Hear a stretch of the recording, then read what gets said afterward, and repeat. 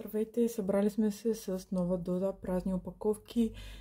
Малко хаотични станаха напоследък тези видеа, просто защото имам лошият навик да започвам няколко продукта едновременно и много така по никое време имам чувство, че ми свършват всички продукти и няма някаква зависимост, така да се каже.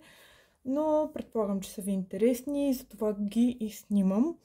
И нека да започваме, като няма да ги разделям на категории, знаете, но ще ви ги показвам в някакъв ред този път, да видим така как ще. Ще се радвам да споделите кое ви допада повече като вариант.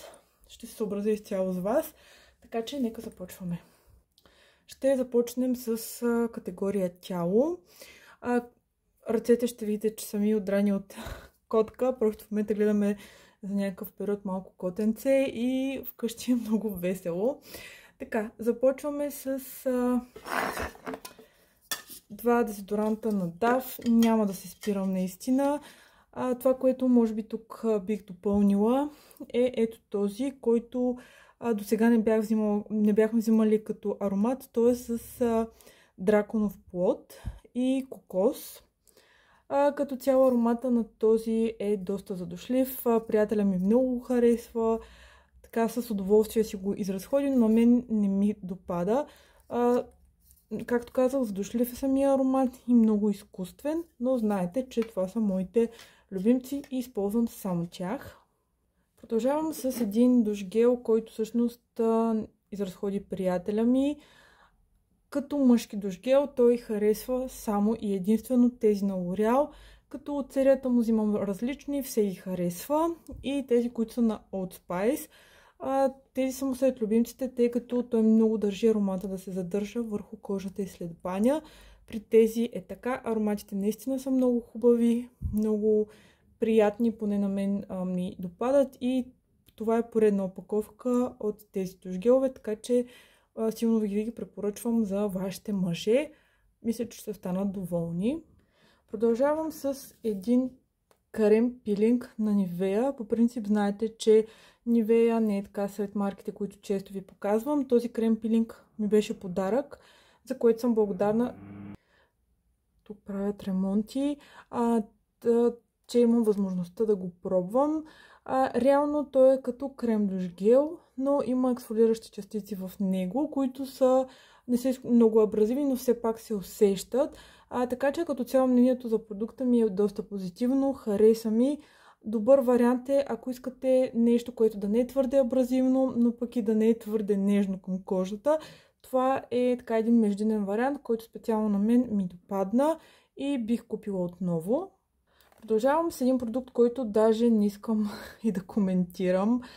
Това е депилиращ крем, който беше от тази лимитирана лятна серия. Знаете, доста ласково си казах по нейн адрес. За този продукт ще кажа абсолютно същото. Реално има един накрайник, който няма да ви показвам, тъй като е доста така нелицеприятно, с дупчица и реално крема, като се стисне, излиза от там. Пробвала съм го веднъж, не свърши работата, която очаквах. Доста косъмчета останаха и другото, което се обринах страхотно от него, но аз по принцип си се обривам от депилиращите кремове, така че не е нещо, за което мога да видя само този продукт, но е нещо, което много се радвам, че така се реших просто да изхвърля, тъй като знаете, че ми е жал да хвърлям пълни продукти, но определено няма да използвам и се радвам, че тази серия е лимитирана и повече няма да я виждам. Продължавам с пяна за бръснене. Няма какво да се спирам, като цяло аз нямам много. Ще видим колко пъти ще спрем видеото заради тези ремонти. Нямам много предпочитания и претенции от към пяна за бръснене. Просто гледам самата пяна да е хубава и да е подходяща за чувствителна кожа, да не ми дразни кожата. Този изпълва така тези мои желания, така че няма какво лошо да кажа. И хубавото е, че е в малък размер и е страхотен за пътуване, за да не мъкнем цялата си опаковка. Така че абсолютно обикновена пяна за бръснене. Продължавам с един спрей за тяло, който е на Sol de Janeiro. Като цяло този аромат специално на мен не ми е сред любимците, този номер, тъй като е много сладникав и според мен е по-подходящ за тинейджери и така, за хора на по-малка възраст, като аромат говоря. Беше в един travel сет. Като цяло това, което мога да кажа за спрейчетата за тяло е, че лично аз така не бих... Струват ми се скъпи.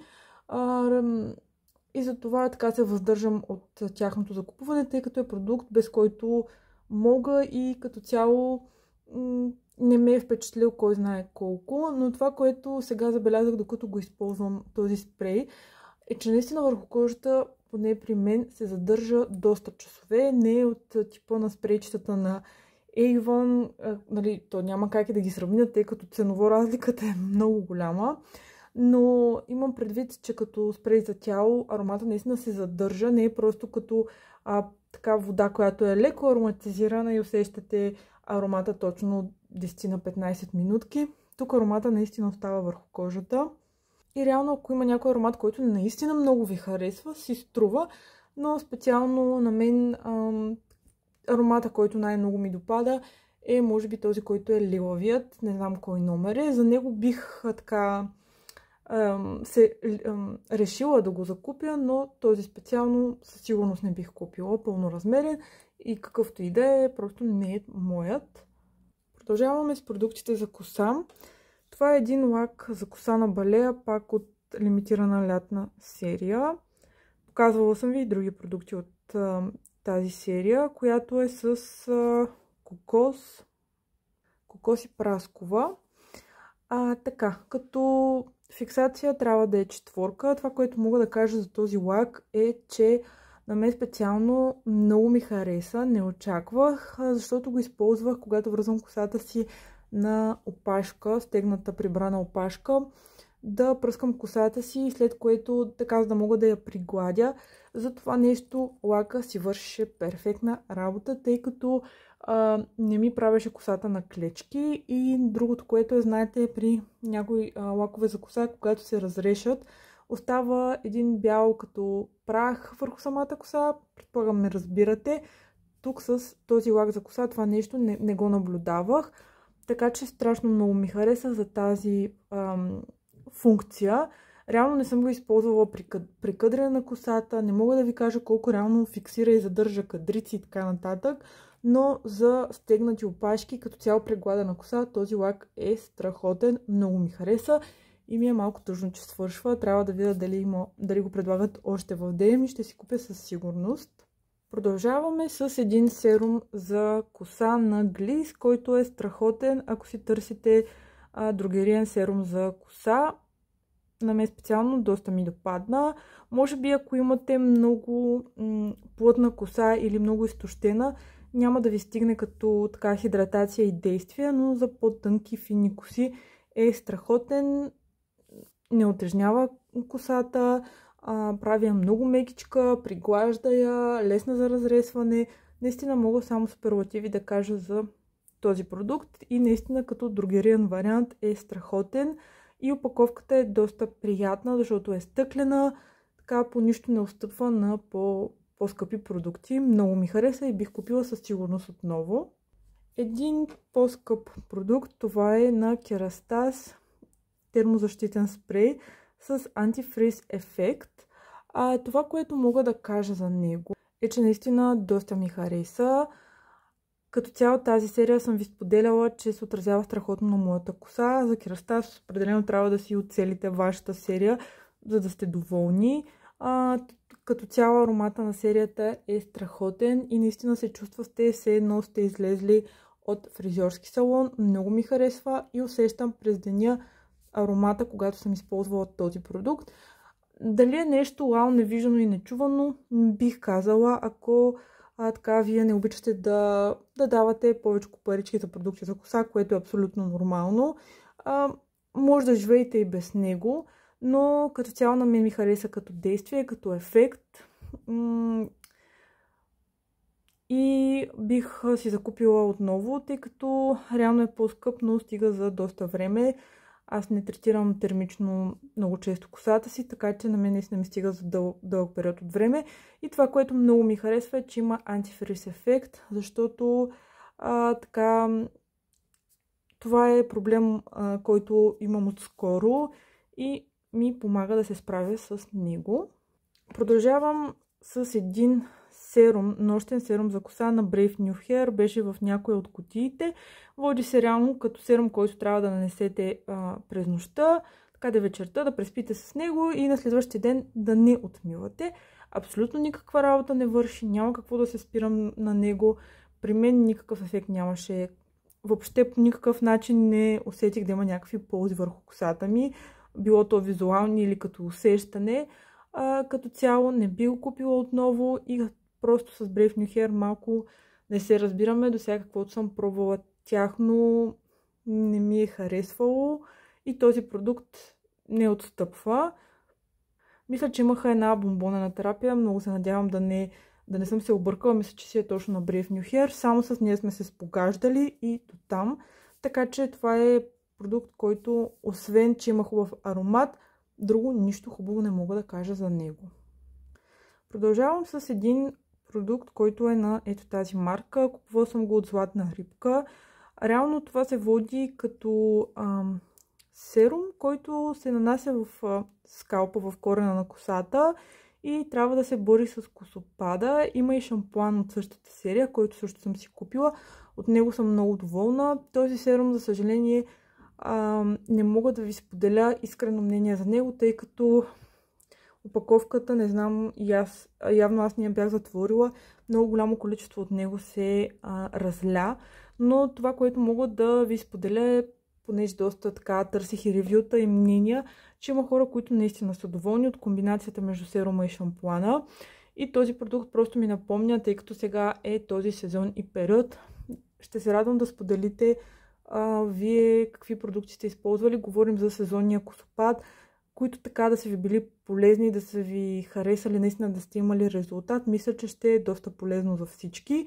Така че не мога много адекватно мнение да споделя, но шампуана от серията е страхотен. И за коса толкова. За лице имам доста малко продукти, само тези двата. Това е една слънцезащита на Eucerin, няма какво да се спирам на нея. Миналата година си я бях купила, изхвърлям я пълна, защото тогава ми излязоха много ситни пъпчици от нея и преустанових употребата и просто вече изтекал срокът на годност. Иначе виждам, че доста хора са доволни от нея. Не знам тогава какво нещо не се разбрахме. Може да съм била просто в такъв период. Една маска за лице на Skin 1004, която е под формата на стик и реално си я нанасяте. Най-вероятно сте я виждали, така доста се появяваше в интернет пространството.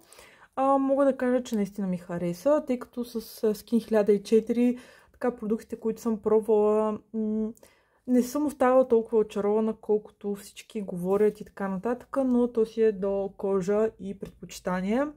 Този специално продукт много ми хареса, добре почистваше кожата, усещаше се кожата наистина доста по-чиста след употребата.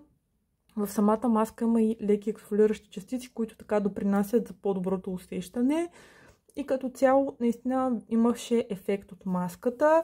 Това, което ме притесняваше е, че е под формата на стик, но се оказа, че е доста удобен вариант.